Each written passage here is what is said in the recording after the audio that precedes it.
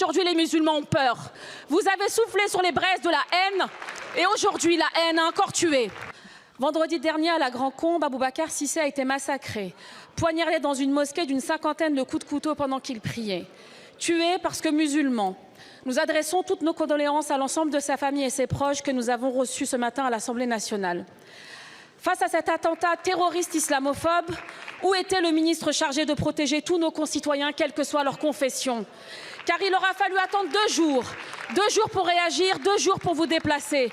Non pas sur les lieux du crime, non pas auprès de la famille, mais enfermés à la sous-préfecture d'Alès, loin des regards, loin du réel. Et lorsque vous avez enfin pris la parole, vous n'avez même pas été capable de prononcer son nom. Vous avez parlé d'un individu, comme on efface, comme on balaie, comme on piétine une dignité. Aboubacar Cissé n'était pas un simple individu. C'était un jeune homme, un citoyen, c'était un enfant de la République.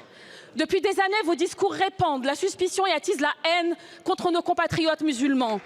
Vous n'avez cessé de les dénigrer quand vous avez osé dire qu'ils régressaient vers leurs origines ethniques, que vous avez présenté le voile comme un étendard islamiste, que vous avez stigmatisé leur foi comme un danger pour la France et que vous avez même proposé d'interdire aux mères voilées d'accompagner leurs enfants en sortie scolaire.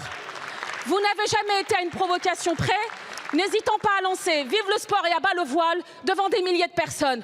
Pourtant, vous êtes aussi ministre des cultes, mais vous avez trahi votre charge, vous avez failli et aujourd'hui les musulmans ont peur. Vous avez soufflé sur les braises de la haine et aujourd'hui la haine a encore tué. Votre silence, votre mépris, votre désertion ne sont pas une simple faute politique. C'est une faute morale. C'est le signe que pour vous, la vie d'un citoyen musulman vaut moins que celle d'un autre. Alors je n'ai qu'un seul message pour vous. La République mérite mieux que vous. La République exige mieux que vous. La seule issue décente, Monsieur Retailleau, c'est votre démission. Partez organiser votre congrès.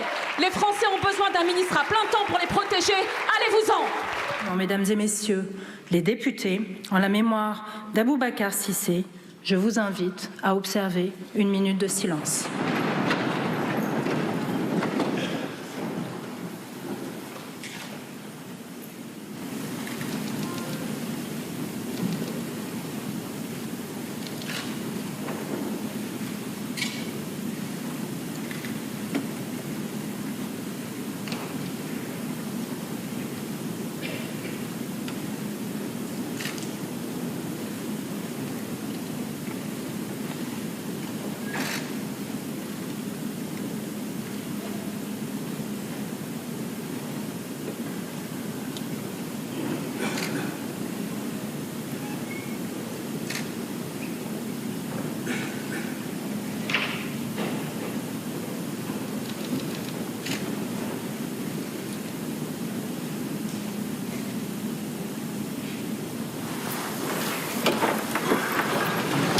Je vous remercie.